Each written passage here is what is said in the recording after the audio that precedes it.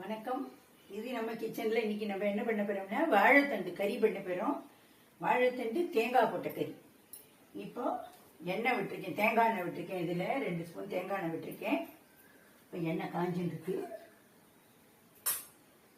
இப்போ நம்ம இதுக்கு தேவையான அளவு கடுகு போடுறோம். இதுக்கு என்னென்ன தேவைன்னா எண்ணெய் வேணும், கடுகு, உளுத்தம்பருப்பு, மிளகாய் வத்தல், கருவேப்பிலை, தேங்காய். இனிமேல் தேங்காய் எண்ணெயில் துருவி வச்சுக்கணும். இனிமேல் படல் படலாம் வந்து தனியாக வச்சுக்கோங்க. இது கூட்டுக்கெல்லாம் அரைச்சி விட்டதுக்கு வசதியாக இருக்கும். இந்தமாரி துருவெல்லாம் கறிக்கு போட்டுக்கலாம்.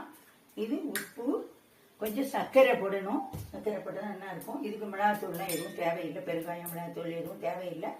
தேவைப்படுறவா வேணா பயத்தம்பருப்பை கொஞ்சம் ஊற வச்சுட்டு அப்படியே அள்ளெல்லாம் வேக வச்சு அதை இதில் போட்டு கறி பண்ணிடலாம். அதே தான் வாழைத்தண்டுக்கு. நான் இப்போ பயத்தம்பருப்பெல்லாம் போடலை. வாழைத்தண்டு தேங்காயும் தான் போட போறேன். இப்போ கடுகு வெடிச்சு கொடுத்து உளுத்தம்பருப்பை போட்டுட்டேன். 2 மிளகாய் வத்தலையும் போட்டுட்டேன்.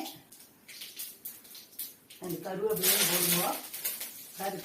கருவேப்பிலை வெடிக்கிறது, உளுத்தம்பருப்பு சவக்கணும்.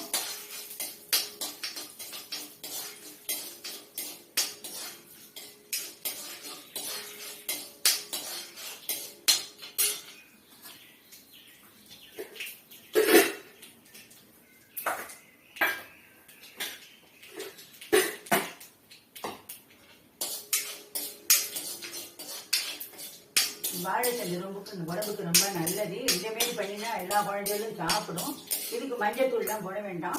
வாழைத்தண்டு பொடிப்படியாக நறுக்கி தண்ணி விட்டு மோர் விட்டு இது வேக வச்சு வடிகட்டி வச்சுட்டு இருக்கேன். இப்போ இதில் 2 தாளிப்பு இப்படி போட்டு ஈரம் வடிச்சுட்டு போடணும். இதுமாரி போட்டு வறுபட்ட உடனே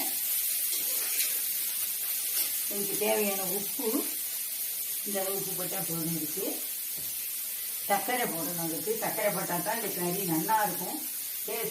சிரிப்பு வேண்டாம் அப்படிங்கிறத போடாமல் விட்டுணும். எங்கள் காலத்தில் எல்லாருமே தேங்காய் போட்ட கறினாலே சர்க்கரை போட்டு தான் பண்ணுவோம். அப்போதான் என் குழந்தையெல்லாம் எல்லாரும் சாப்பிடுவோம் எங்கள் காலத்தில். இப்போ இதில் எல்லாம் இந்த நம்ம போட்ட உப்பு, சர்க்கரை எல்லாம் சேர்ந்து கொடுத்து இப்போ நம்ம தேவையான தேங்காய் துருவில போடுறோம். தேங்காய் துருவல் போட்டதுக்கு பிறகு ரொம்ப நாளைக்கு நம்ம வந்து வதக்கக்கூடாது. அந்த வாசனை தெரியும். ஒரே பெரட்டு அவ்வளோதான். அதை இறக்கிட்டு அப்படியே சரி வச்சுட்டு மாற்றிட வேண்டியதுதான்.